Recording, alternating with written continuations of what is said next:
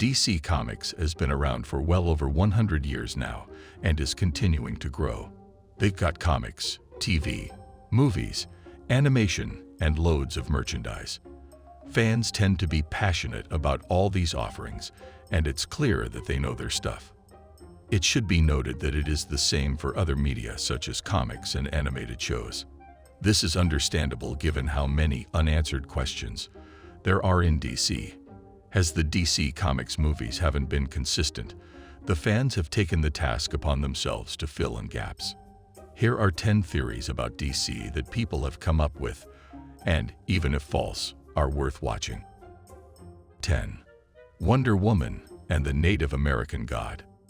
Wonder Woman features a lot of war-related content, but also focuses on the more pleasurable aspects of its protagonist's decision to carve out her own beat in society.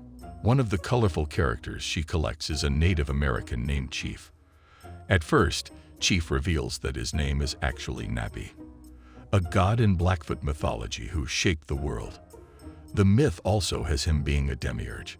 His status as a god makes him, in one sense, similar to the Christian idea of a god with a capital G, as he's battling the Greek god of war, Ares. Gods are on the table, and actor Eugene Brave Rock has confirmed Nappy is indeed the Blackfoot god.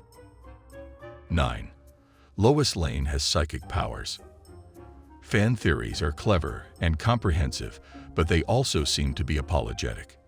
These big movies are made by committee, so it's very common for inconsistencies to appear in them. One theory states that Lois Lane is in fact a metahuman. The theory was supported by her ability to resist Batman in Batman vs. Superman, BVS, adding to the argument that she also possesses psychic powers due to her status as a journalist investigator. You may need to rethink your opinion on this since it's the only plausible explanation of how she's saved in all those situations. Given that she had no way of knowing about any of those things, psychic powers are the best option. As her best friend, she heard Superman whisper to Batman that he should save Martha, even though he wasn't in the room at the time. 8. Aquaman used whales to save Superman. In Man of Steel, Clark Kent grows a grief beard during traveling the planet. Clark holds up a piece of the oil rig so the workers can escape while it catches fire and collapses. The sequence includes a close-up on his sweaty abs, but never shows him going in the water, as this is not Zack Snyder's style.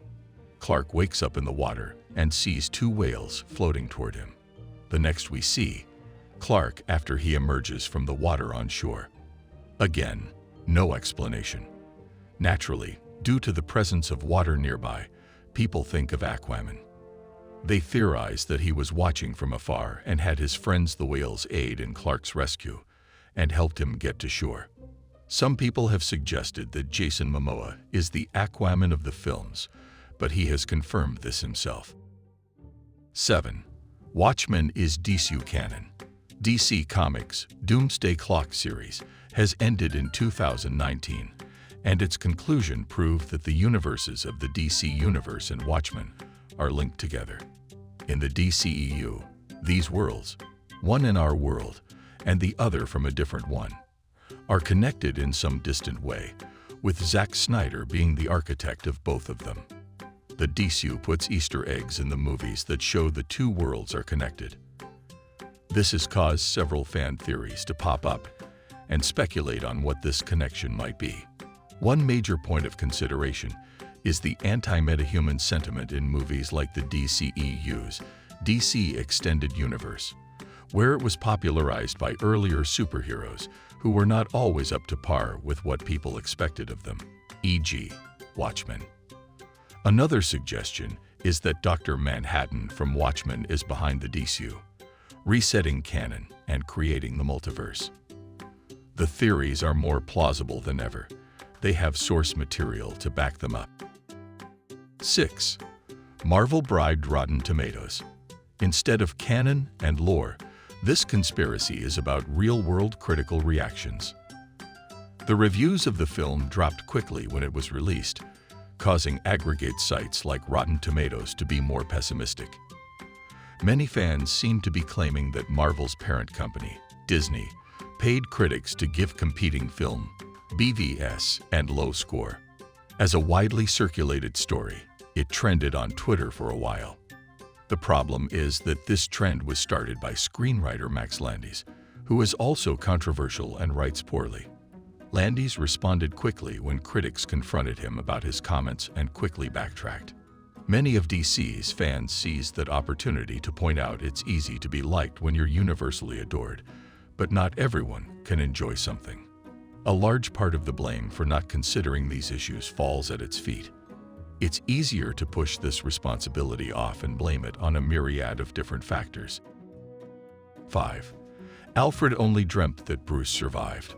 Christopher Nolan's Batman trilogy ended with the Dark Knight sacrificing himself in an explosive finale. He is mourned and commemorated, and Gotham moves on. Presumably, the hero of the city will now be a spandex-clad Joseph Gordon-Levitt. But we're left with a treat. Bruce Wayne is having a good day with Catwoman in this fictionalized scenario of Alfred witnessing them at a cafe. Many Batman fans think this is Bruce Wayne's spirit giving Alfred hope for the future. Earlier in the movie, Alfred says that he fantasized about finding Bruce there.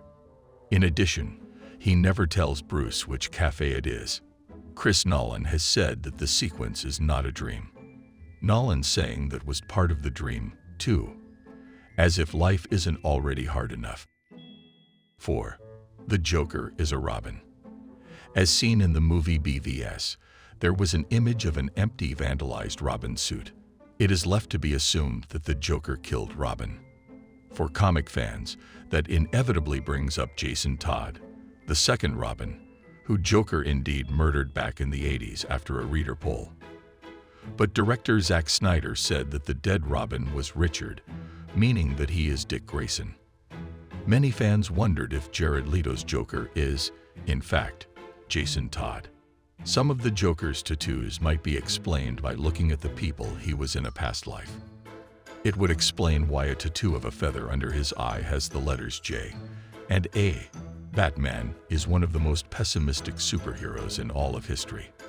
His constant cynical outlook on life has led him to believe that there are not many good people left in Gotham. Most have turned evil or stopped trying to be heroic. 3. Future Injustice. There are some pretty cool scenes showing the future in both BVS and Justice League. Fans might call them nightmares.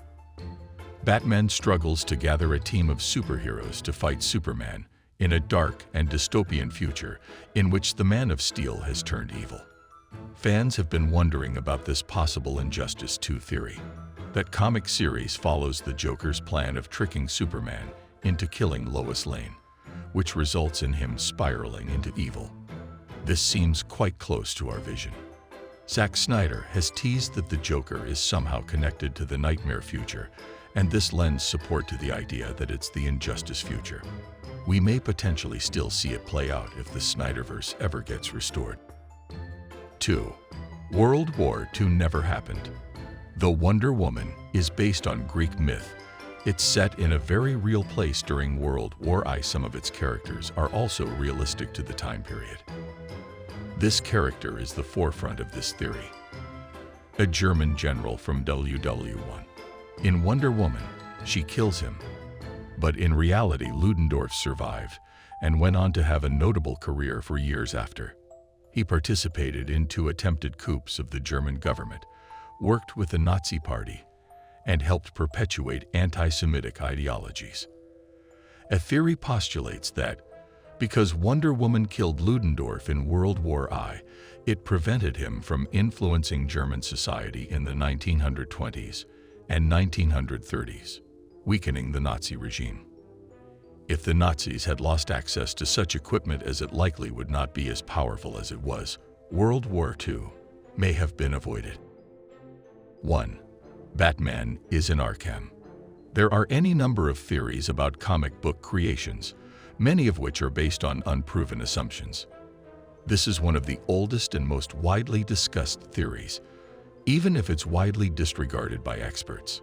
You might think that Batman and his villains are at war with one another in the Batcave, but they're actually in a shared universe. His inability to cope with the pain of his parents' death drove him insane, and he became a permanent inmate at Arkham.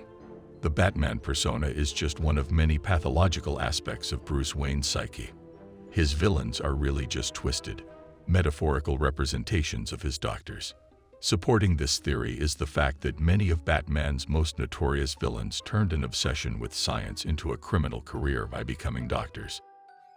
It is shown that the villain, Scarecrow, can successfully inflict fear into Wayne by using chemical injections. Despite being a psychiatrist in real life, he found no pleasure in diagnosing mental illness only to cure them with chemicals, which are what he would use on Wayne.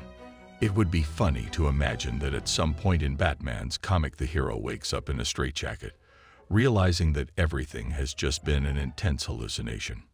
Naturally, there would be riots in the streets.